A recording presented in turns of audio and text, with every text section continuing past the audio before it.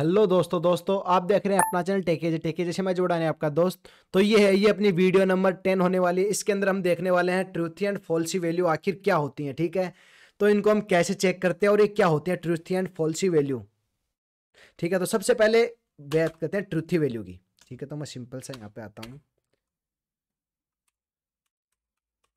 Truthy value, तो truthy value का क्या मतलब है? ट्रूथी वैल्यू वो होती है जो कि हमको ऑलवेज ट्रू प्रोवाइड करती हैं। ठीक है, तो ये सब क्या होती हैं? तो देखो, सबसे पहले हम देखते हैं कैसे। अगर आप करते हो बुलियन ट्रू, बुलियन हाई, इस टाइप से अगर सर्च करते हो इन सबको, जो कि ऑलवेज अपने को जो बुलियंस के अंदर ट्रू एंड फॉल्स होता है, तो वो ट्रूथ एंड फॉल्सी वैल्यू से आपको पता चला होगा। ट्रूथ वैल्यू ऑलवेज अपने को ट्रू देंगी। ये आपको कहाँ पता चलेगा? जब हम कंडीशनल्स लगाएं, कंडीशन लगाएंगे, या फिर जब वाइल्स लूप चलाएंगे, उसके अंदर अपने को इन चीजों का पता होगा। तो अभी हम क्या ओनली फॉर वैल्यूज चेक करते हैं, ट्रूथी एंड फॉल्सी वैल्यूज क्या होती है। ठीक है, तो ट्रूथी एंड फॉल्सी वैल्यूज सबसे पहले तो मैं यहाँ पे टाइप करता हूँ। एक जो ट्रू है, ट्रू क्या है? ट्रू फॉल्सी वैल्यू है। ठीक है, तो मैं इसको करता हूँ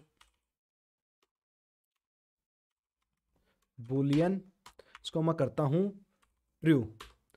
तो इसको अगर मैं एक बार आपको दिखा दूँ, लेट ए इक्वल टू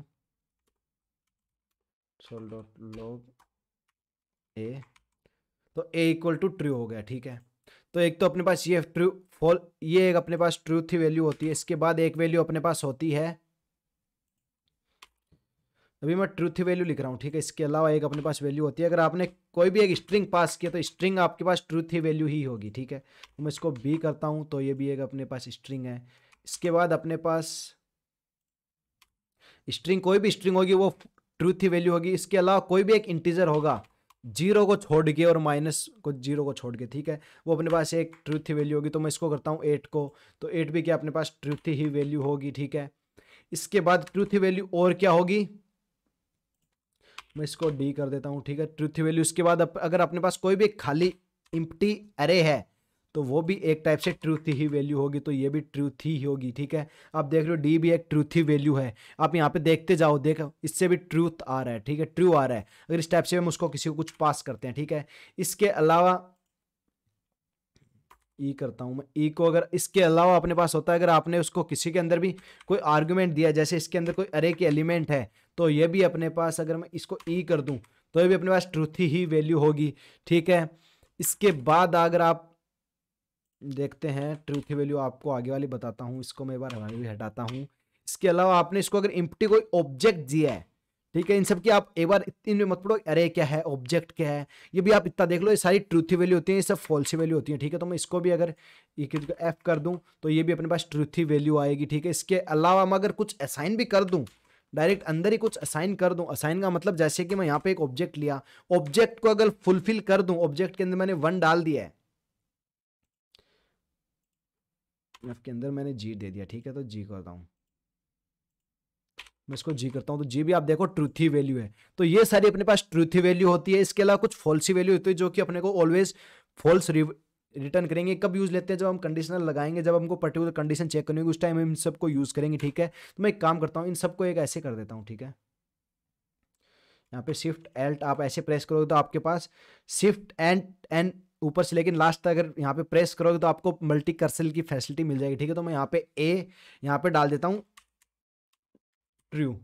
ये सारी ट्रूथी वैल्यू हैं। ठीक है, इसको लगता हूँ ये ऑलवेज ट्रूथी वैल्यू है। ठीक है, इसके बाद अपने पास आ जाती है फॉल्सी वैल्यू।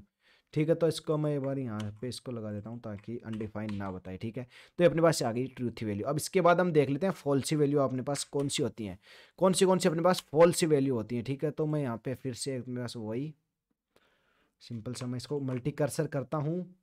ठीक है, मैं इसको हटाता हूँ, यहाँ पे लगा देता हूँ फॉल्सी फॉल्सी वैल्यू, तो मैंने दे दी फॉल्सी वैल्यू। ठीक है, मैं इसको सेव किया, यहाँ पे भी मैं फॉल्सी कर देता हूँ।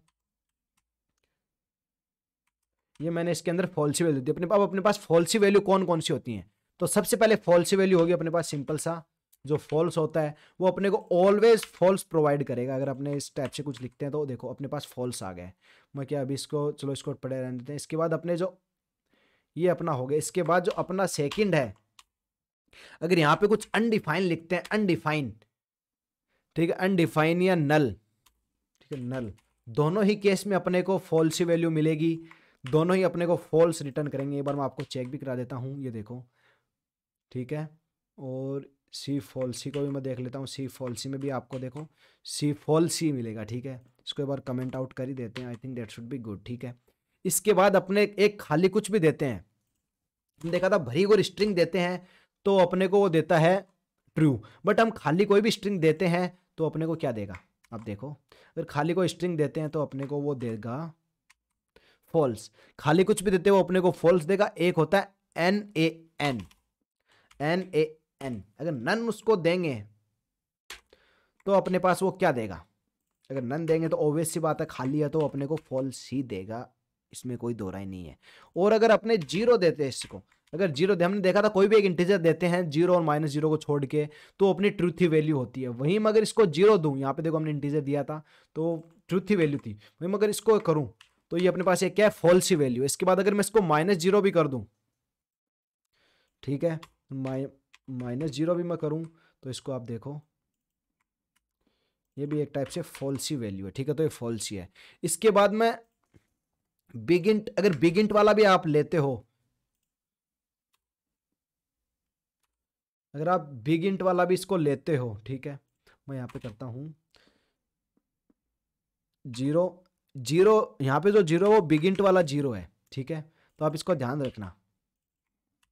तो बिगिंट वाला 0 भी ऑलवेज फॉल्स होगा। वहीं पे अगर मैं यहाँ पे आपको दिखाऊं बिगिंट वाला ट्रूथ ही वैल्यू दिखाऊं, ठीक है, तो आप ये देखो यहाँ पे क्या होगी, यहाँ पे मैं एच कर देता हूँ, ठीक है, एच किया। अब यहाँ पे इसको मैं एक बार हटाता हूँ, यहाँ पे लगाता हूँ,